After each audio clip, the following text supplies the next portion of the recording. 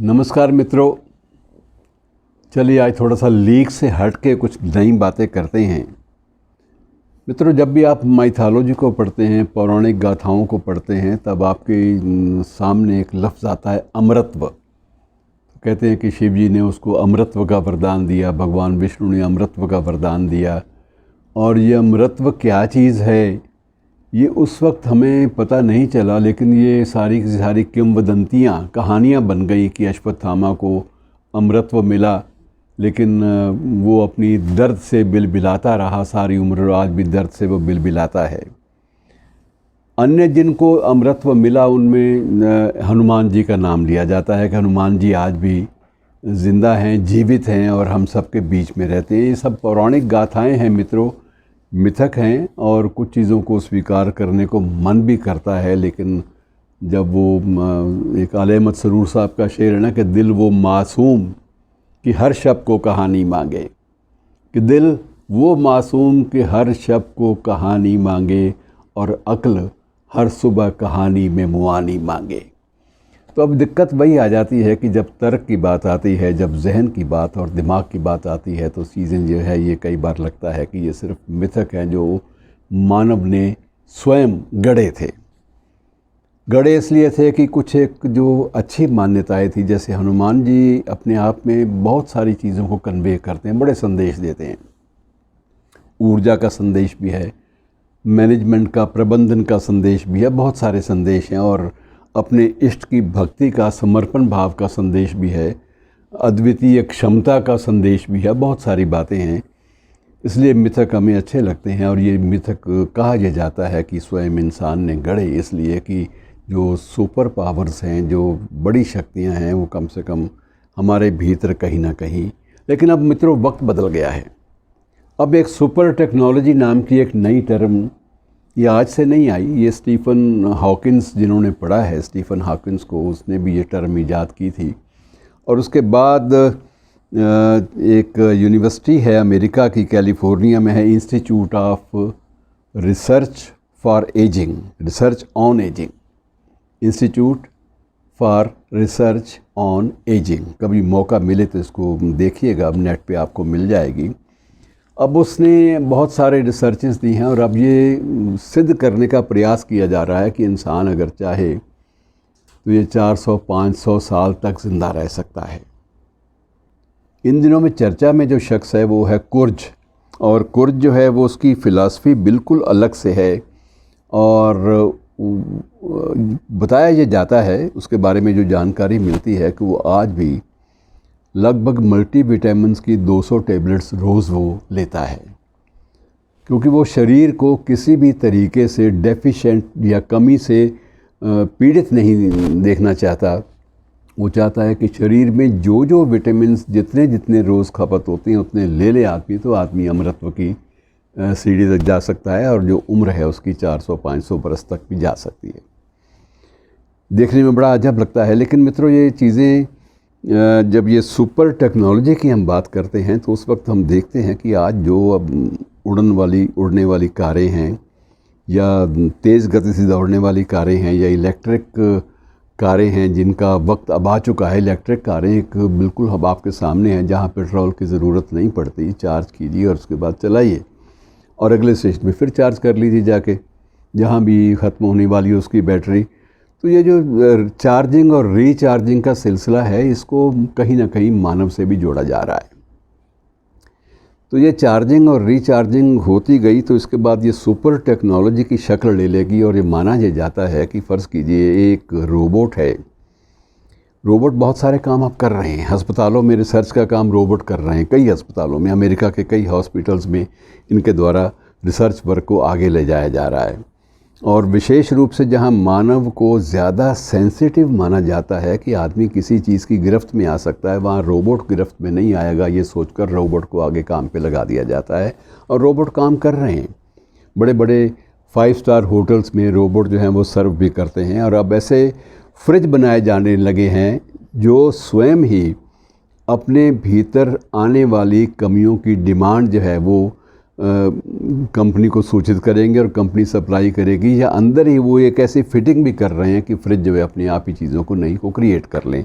अगर आपने 4 सब्ज़ियाँ खा ली हैं तो 4 सब्ज़ियाँ फ्रिज नहीं आपको फ्रेश तैयार करके दे दे। ऐसी चीज़ें ये पाइपलाइन में हैं, इसमें कोई भी गपशप नहीं है, ये हकीकत है। सबसे बड़ी जो संकट खड़ा हुआ है वो ये है कि सुपर टेक्नोलॉजी में ये ख़तरा भी एक सामने आया है कि सपोज़ एक रोबोट है जो क्रिएट किया जा रहा है, क्रिएशन में है, और वो ये पता लगा देगा कि कैंसर जो है वो ये रोगी में कैंसर के कौन से टिश्यूज़ में कैंसर फैलता जा रहा है, कैंसर की शेप क्या है, कैंसर किस तरह से प्रवेश कर रहा है शरीर में, पूरी की पूरी गणना उसकी वो आपको कंप्यूटर या वो रोबोट वो दे देगा। अब दिक्कत ये है कि रोबोट को जब सुपर रूप देने के जो प्रयास हैं वो सबसे बड़ी ख़तरनाक चीज़ वो है कि रोबोट जब देखेगा कि ये जो इंसान है ये कैरियर है कैंसर का, तो रोबोट कैरियर कैंसर के कैरियर को समाप्त करने के लिए कहीं इंसान को समाप्त करना शुरू कर दे। ये एक ख़तरनाक परिकल्पना है, लेकिन इस पे काम हो रहा है। और स्टीफन हॉकिंस ने ये बात बार बार चेतावनी दी थी कि ये जिस तरफ आप जा रहे हैं सुपर टेक्नोलॉजी की ओर, सुपर टेक्नोलॉजी जहाँ एक बहुत बड़ा वरदान है, आपको लंबी उम्र दे सकती है, आपको बहुत सारी बीमारियों से, भूख से, बहुत सारी समस्याओं से मुक्ति दे सकती है, वहाँ सबसे बड़ा ख़तरा ये है कि सुपर टेक्नोलॉजी जब अपना भयावह रूप ले लेगी, जब वो आउट ऑफ प्रपोर्शन जब ब्लो हो जाएगी, ब्लो करने लगेगी स्वयं को, तो उस वक्त ये है कि वो मानव जाति के लिए भी ख़तरा पैदा कर सकती है। जब उसके दिमाग में, कंप्यूटर के दिमाग में ये बात आ जाए कि उसने जितनी भी कैंसर को कैरी करने वाली चीज़ें उनको समाप्त करना है, और उसके मन में कहीं ये बात भी या उसकी रीडिंग में या उसकी गणना में, कैलकुलेशन में कहीं ये बात भी आ गई कि मानव जो है सबसे बड़ा कैरियर है, तो मानव को भी समाप्त करने में वो क्या देर लगाएगी, क्योंकि वो संवेदनशील नहीं होती, सेंसिटिविटीज़ नहीं होती।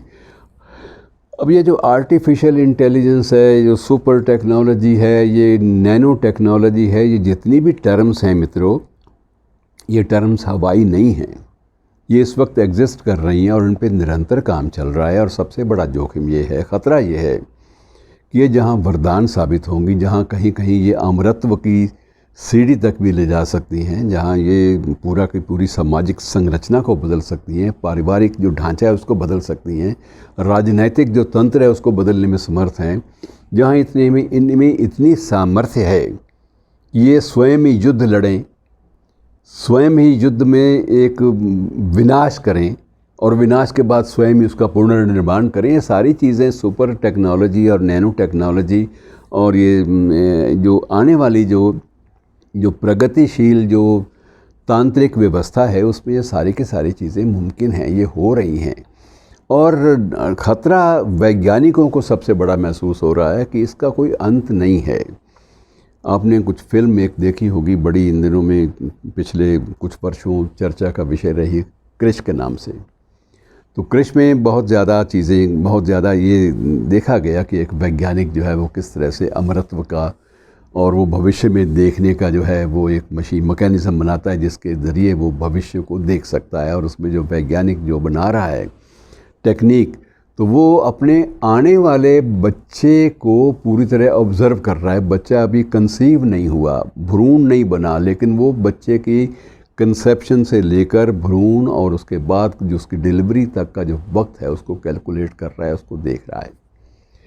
और ये चीज़ें कोई ऐसा नहीं है कि क्रिश में या उस फिल्म में कोई बहुत ज़्यादा कल्पनाशीलता से काम लिया गया। ये सारी की सारी चीज़ें आज हमारे सामने हो रही हैं और दिशा वही है जिस दिशा में वो कपोल कल्पित भी आप कह सकते हैं कि वो जो कल्पनाशीलता जो हमारी है, जो उसके तहत जो हमने चीज़ें क्रिएट, जो कहानियाँ किस्से क्रिएट किए थे, वो सारे कहानियाँ किस्से आने वाली सुपर टेक्नोलॉजी सच्चाई में बदल रही है।